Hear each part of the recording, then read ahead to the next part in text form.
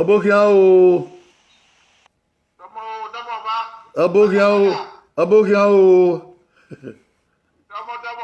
Abokiao. Koya dabonu ye. Ah?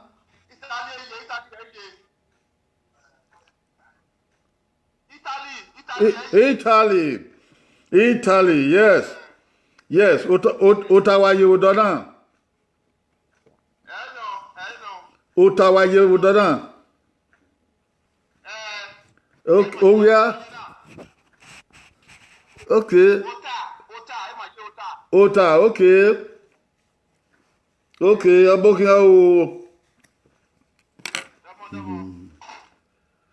Abokian, wahya bokian, Rosemary, Amadian, wo bokian, wahya lare, obesege, erun.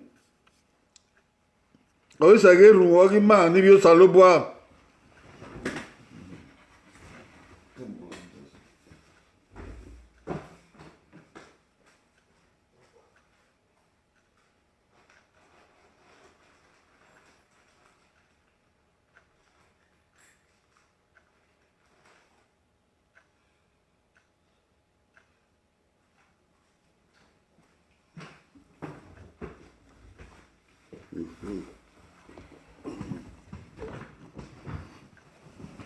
Wati edo yare o. Anyone ni ro wa ke ni ro de wahya lare o. Osage erun.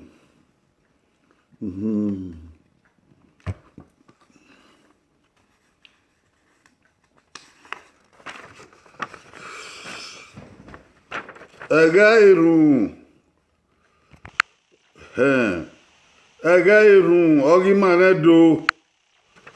Ega erun ogi manedo. Wahya lare o na do gosa wahya lare na do nerun. Prayer time for Edo people. Prayer time for Edo people. Wahya lare o ega erun. Prayer time for Edo people. Wabokin o. You're all welcome.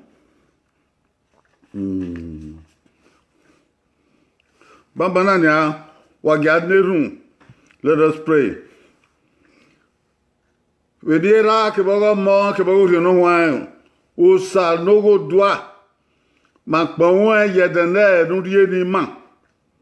We reason lagbra o wi na bere e ma na be pa gbebu we. Wo nya son wo nya obe wo nya imina. Ugugwe mana ri ugwe na ebi kebi na ga iwo de na orubo we. Ba yin an wo nu gbegbe mari. Do ma mi ma ti babu we me na. Ori no wa ka yimi re no do de baba ma ro uga we na. Yo baba o. Rama ho ko rama rion ma ya hemerwa. Ma le lu wa ka de.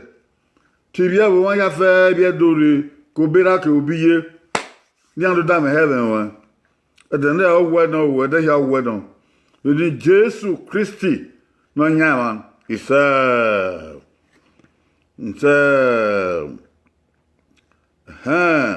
Tony Ogafwa Obokian o were Nigeria. Hey, don't egbe ago. Bring them in. Bring everybody come in. Come in, it is worship time. Wawesu.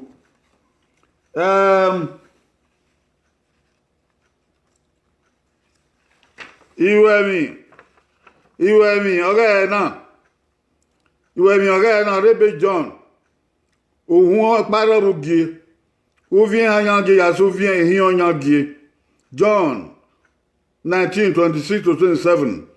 Won paro rugi ou vient hanyangi ya so vient hanyangi. Awe Rebe Matthew. Ohun hanyangi ou vient sen ya so vigbe. Ebe Matthew. Ohun hanyangi ou vient sen ya so vigbe. These are the Bible references for today, for today's lesson. You were here now, today's lesson. Well, in Bible, why well?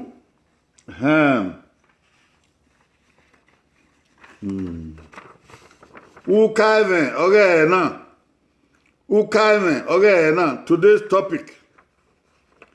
Ukame, okay, now, today's topic. Where yerege ume egbe. Where yerege ume egbe. You should remember that you have family. You should remember that you have family. Where yerege ume egbe. Abeta berio. Abeli yabe beta gwabe with beta udobihi. Let me say it in another way. Gwabe beta udobihi.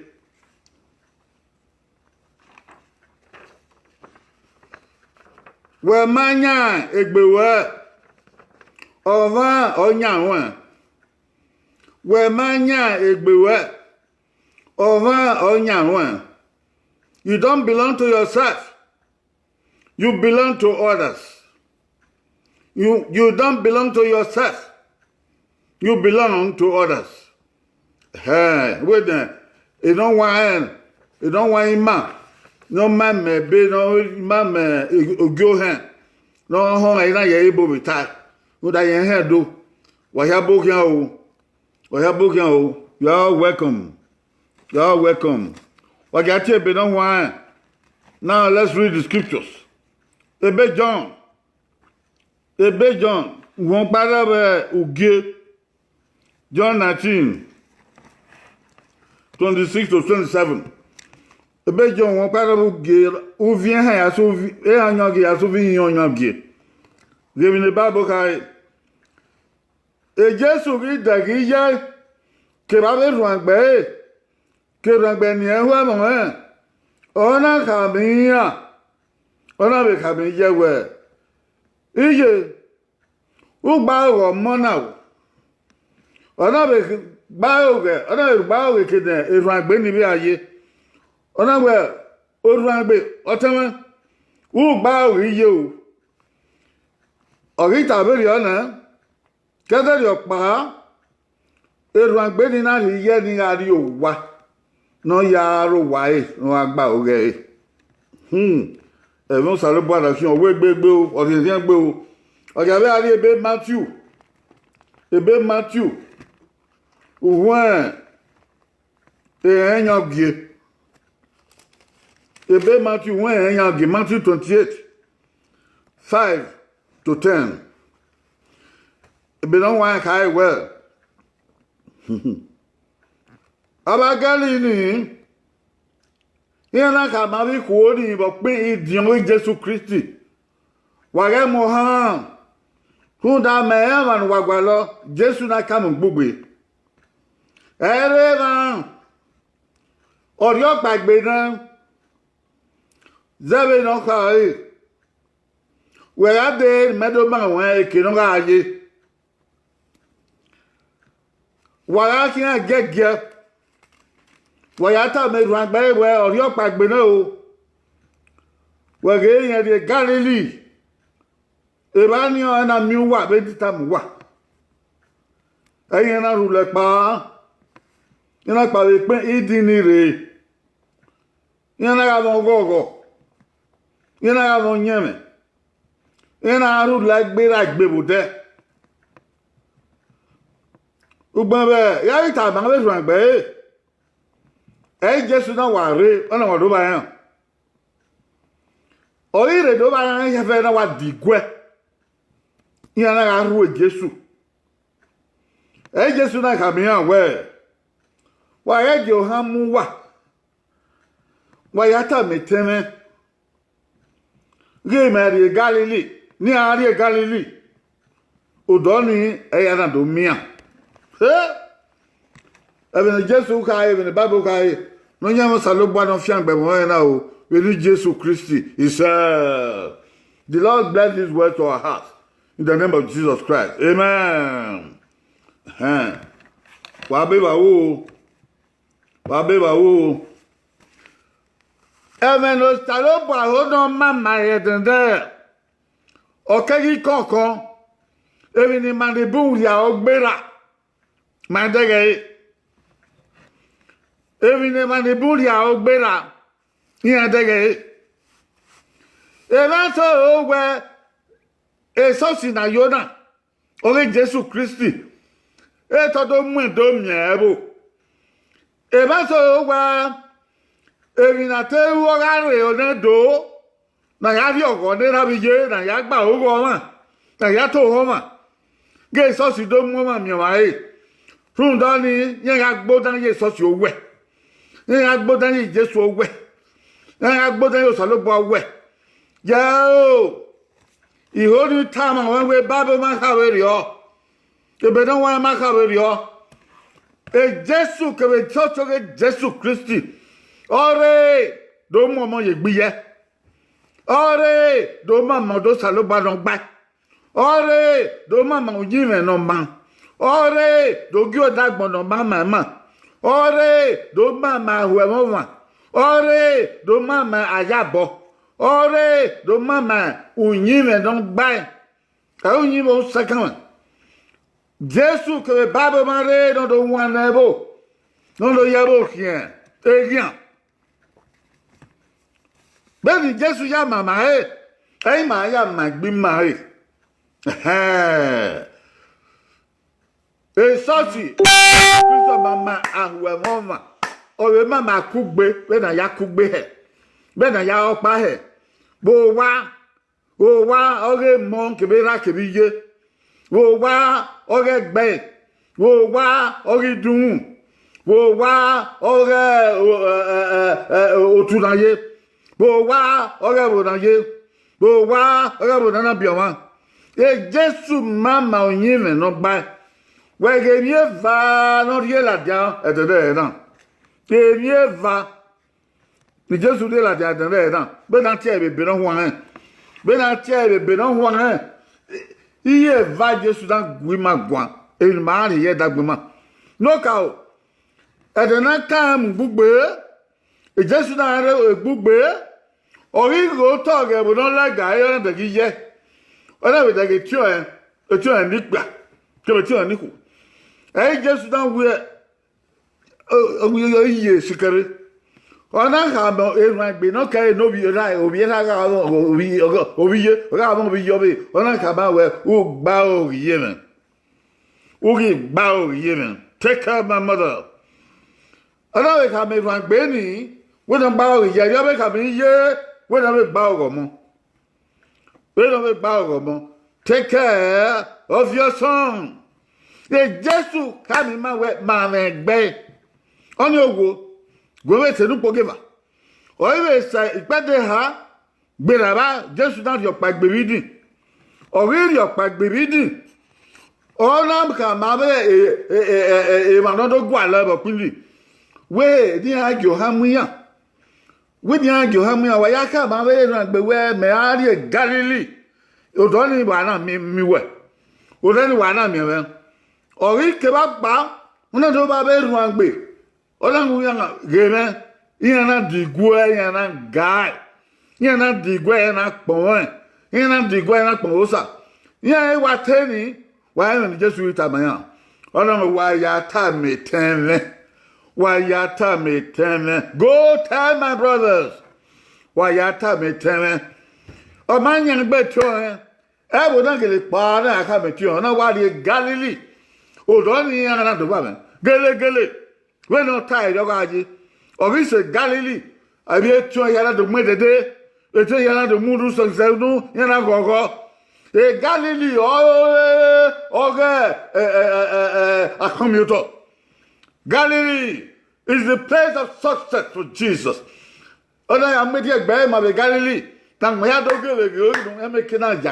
That people may believe. My God, oh, Plake, ma ke non bien swept debut agbon ma ya fe ki pa ke bi go ma be me Galilee e ke mana ko mi oto opa yi no Jesu maka we na bio egbo ma o bopa na bi egbo ma o bopa na ga gi zeyin aye Jesu maka we na ga gi tuotion ma Jesu maka we na ga gi shebo koko Jesu maka we na nyan gbegbe Jesu maka we na nyan gbebo Jesu maka we na nyan gbo tagbon na Unwota gbona ma ya je unwota gbona ma ya go salobwa ma se tin wa nya gbagbon e va so do anyu yin ve so no do aye ba pa mi sikan ku iya yo sa e ma so do anyu nyi me so no ye ma so do agweza bo wa ateme so sire e ma so do anyu nyi me so no e no man gba uda so lo ba na ya mewe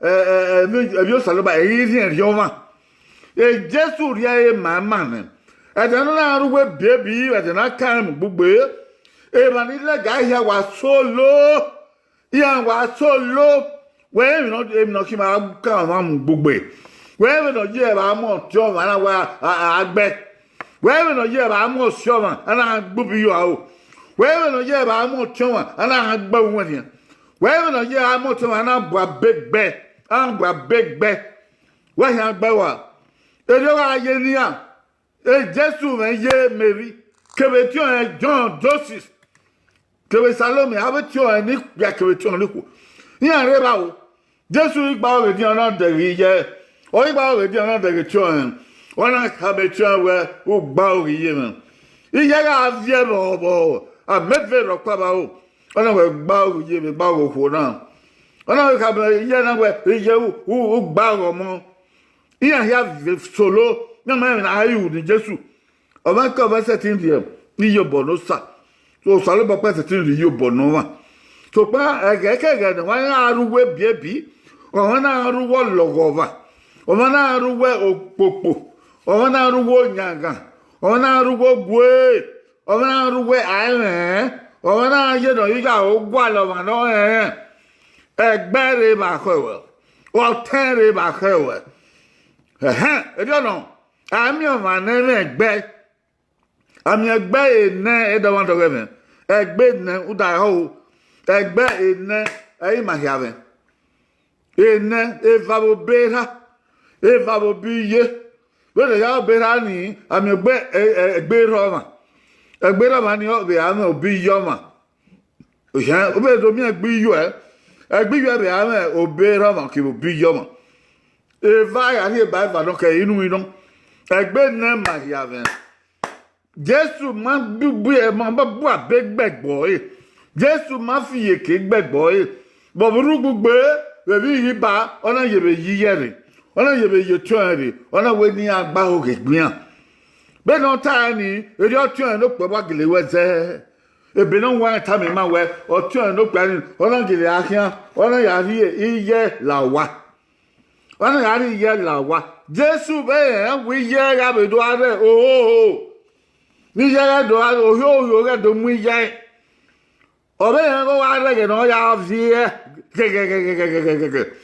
obe yan no ya da hie obe gwa lo ma be ona ka mi ya we don le lo mo ona ka mo tu we don le ye o tu na gele wa ni ye la wa ona bi agba we wa bi na di won la wa he no ma ga ra be wo wa ye ni mo wa no ka yo o wo do ege Joseph o wo do ni abo igbabo o wodo eni abo na le ni na ton o do ni kodo ye o do ni babanku ye o do ni atete ye o do ni eviki ya so point e de di orire bo ita mo tun we don gba we ye o tun na gele ri ye ni ga ri o wa tun da Jesu me be no ya gba ohun o tagbon sha he Jesu me be no ya gba ohun ba he Jesu me be no ya gba ohun egbe he eni agbegbe we ke bi jan gbegbe we ga be jan gbegbe we aru wi ba o egbe wo atuti o me gbe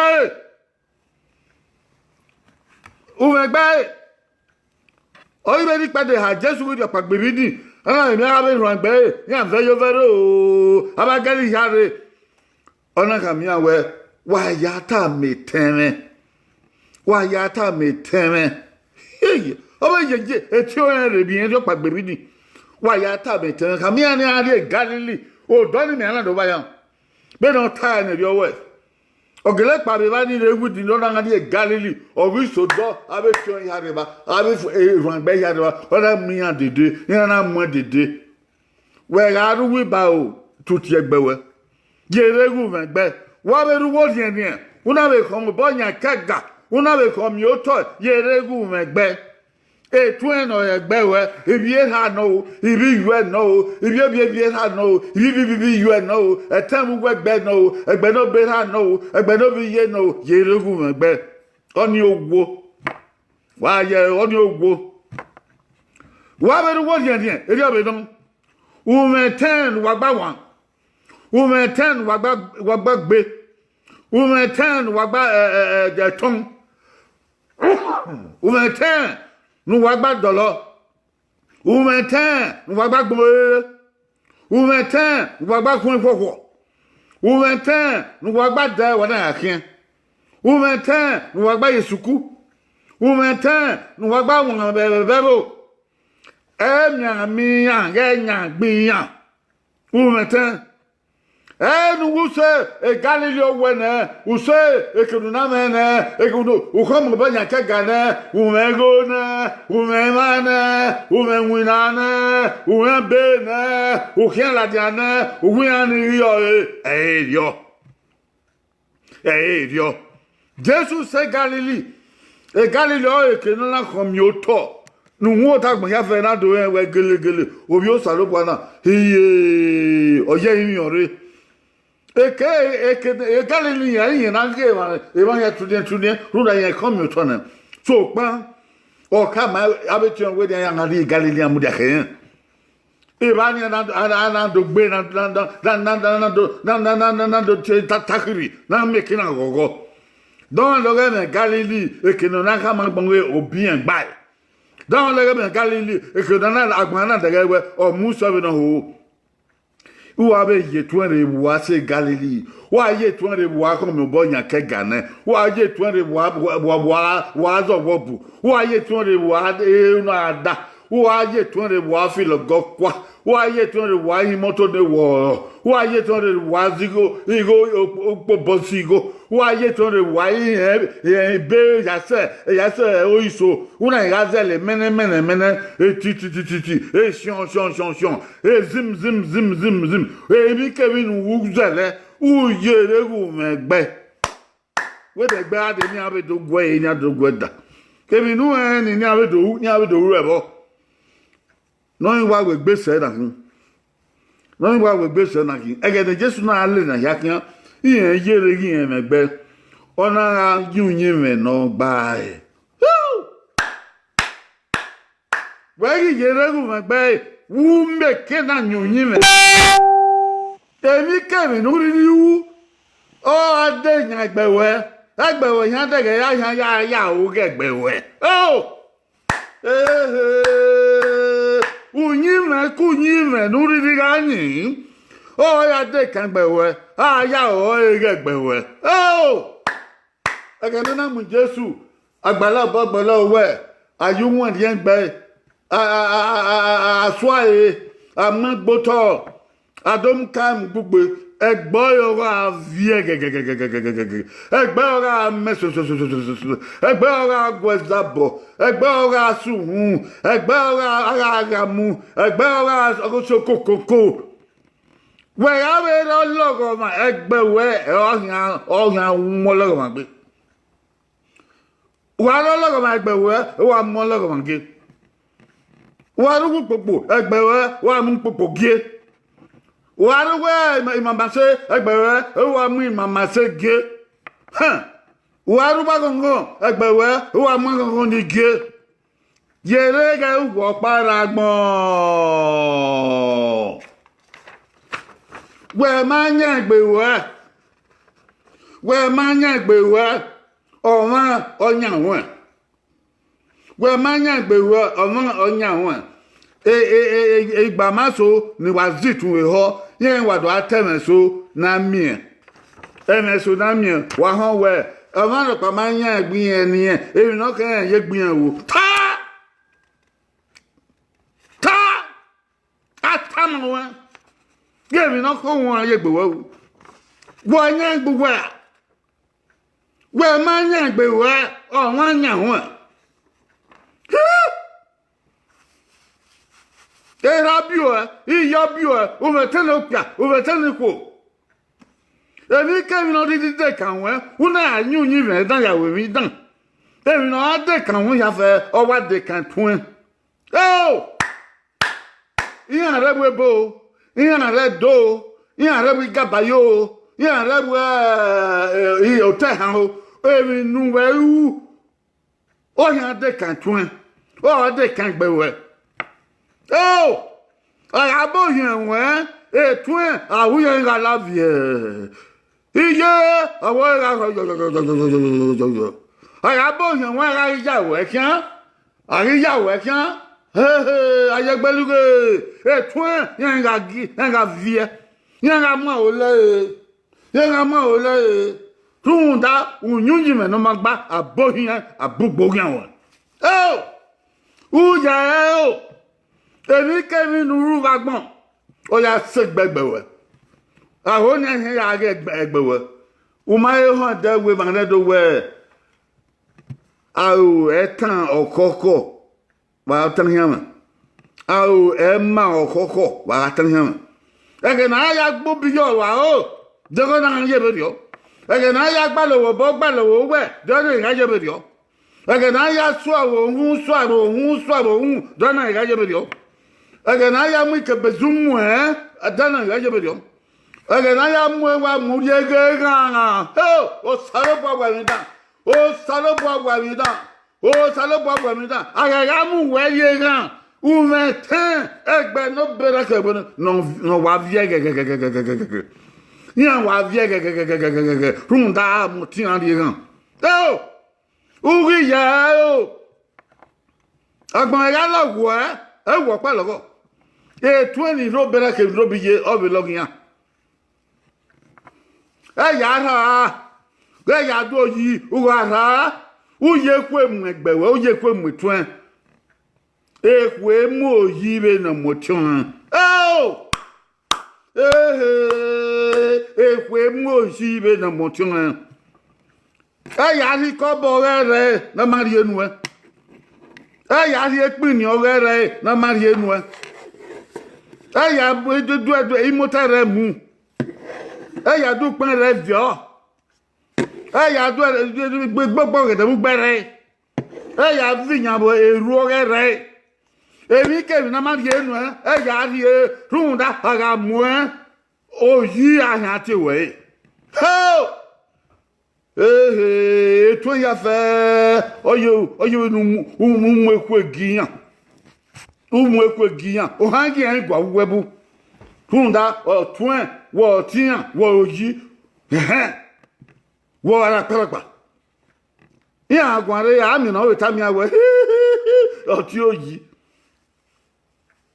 eva so mo ko yan me mo unyi me ni eyin o ban keke na e ma na se ayo o moto o ye me na yan me gbe mi anyun yin me so o keke are e ko yi mu e mo ri an biele o keke are e ko yi mu etian egbe no be ha ke no gbe no bi yere e wo paragbon o we ma yan gbe we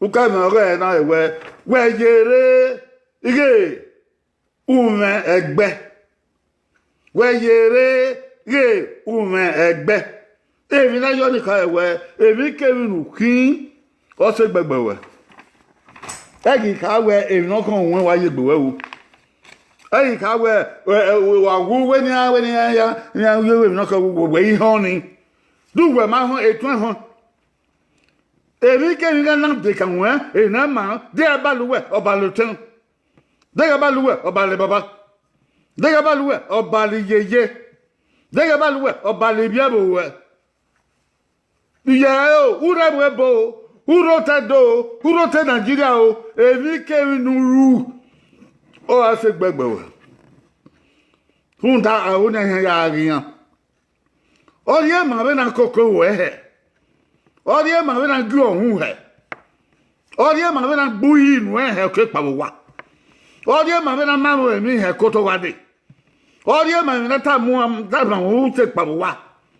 U nwa, u ri ega, u ri fa ko, u ri he ko. Bu nyi me wa. Tunda bo u megbe. Tunda bo u eten.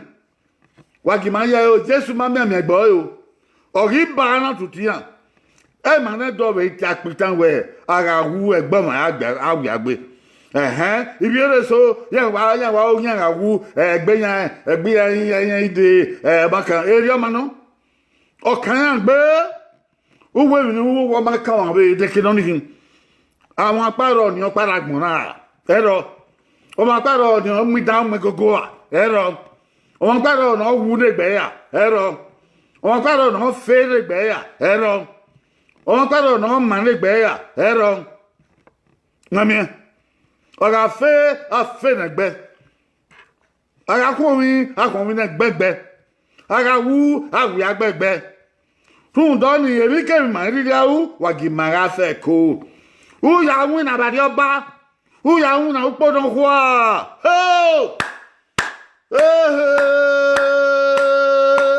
u fe ko u ri fe ko igo opetekpe igo na munu enu ya supo anu ya eri ke mi na bo ye bo u na ga ye bo we apa ne bagbona evi dani oyere usi ogegbewe evi dani oyere usi oge iwe evi dani oyere usi oge tun e ma so no pe we ye gwogo ihan hian be ya mekwe bo kekiare mami e ma gbon ugi ne wa e ma so no ka ma we du evi dan ne o kekigare yan le runda ekwe muye ye mai o na ka ba e otun eyan kin mami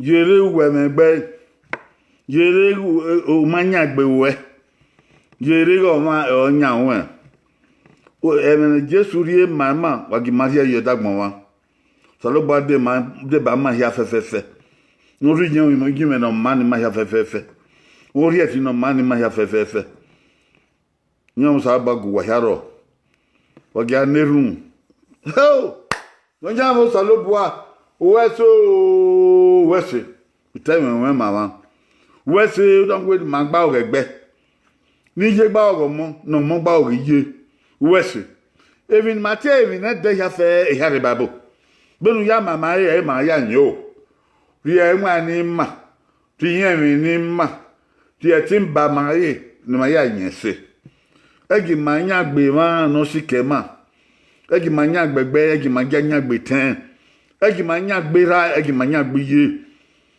ebi ga ba agbona ma mi no ri yobo ni ma ru da wo vi an ye ba ebi ga be tin ni agbona gi ma be yere we e ma nu vi oye ba ro no we gba ogi ma ya gba koko yin ko gbe na gba pon we ko gbe oyin me ma ge ga wu hin egi ma mo ko ge gbe ma egi ma mo ko ge da fi ma egi ma mo ko ge wo kin ma egi ma mo ko giwi ma egi ma mo ko ge bo ma ogodo anu gi rupa ni ma ya degude no ni ma me kila nya agbono ma uyo owo dedemede epon won ga owo dedemede ibi edo ya fefe we ni ahen na ni ya yin bagun o imi asalogba me be ni Jesus Christ no nyama isa